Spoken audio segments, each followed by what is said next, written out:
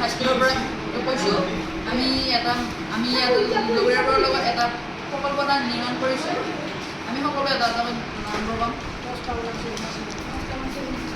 নমস্কাৰ বনাঞ্চল ইন্দ্ৰণীয় লাভ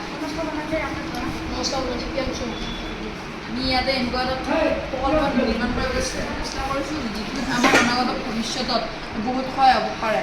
যেনেকৈ আমাৰ সচৰাচৰ আমাৰ হাইৱেবিলাকত বহুত ধৰণৰ এক্সিডেণ্ট হৈ থাকে। বহুত এক্সিডেণ্টত আজিকালি মানুহবোৰ প্ৰায়ে মৰা দেখা যায়। সেইটো আমি নিয়ন্ত্ৰণ কৰিবলৈ চেষ্টা কৰিছোঁ। যদি আমি এতিয়া বৰ্তমান এইখন চহৰত আমি ইয়াতে বহুতো বস্তু দিবলৈ চেষ্টা কৰিছোঁ। যেনেকৈ এইটো হৈছে যেনেকৈ হাইড্ৰলিক ছিষ্টেম আমি দিবলৈ চেষ্টা কৰিছোঁ।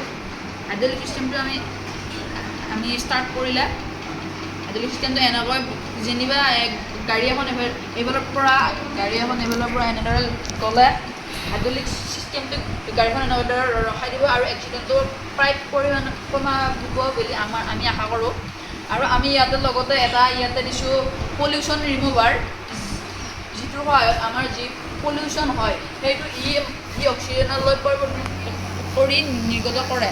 আৰু আমি ইয়াতে দিছোঁ কিছুমান চ'লাৰ পাৱাৰেড হাউচ, যিবিলাকৰ সহায়ত বিদ্যুৎ উৎপাদন হয়। এইটো ট্ৰেফিক লাইট দিছোঁ আমি।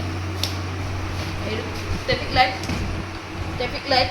লাইটটো আমাৰ পইণ্ট পুলিচৰ এনেদৰে মানুহ গৈ থাকিলে যেতিয়াটো ষ্টাৰ্ট হৈ যাব তেতিয়া গাড়ীখন ৰখাই দিব। এইটো আমি দিবলৈ চেষ্টা কৰিছোঁ এখন জেড জি পাৰ্ক জুবিন দাদাৰ স্মৰণত ইয়াতে আৰু আমি কিছুমান এনেদৰে দি প্ৰকল্পটো সম্পন্ন কৰিছোঁ।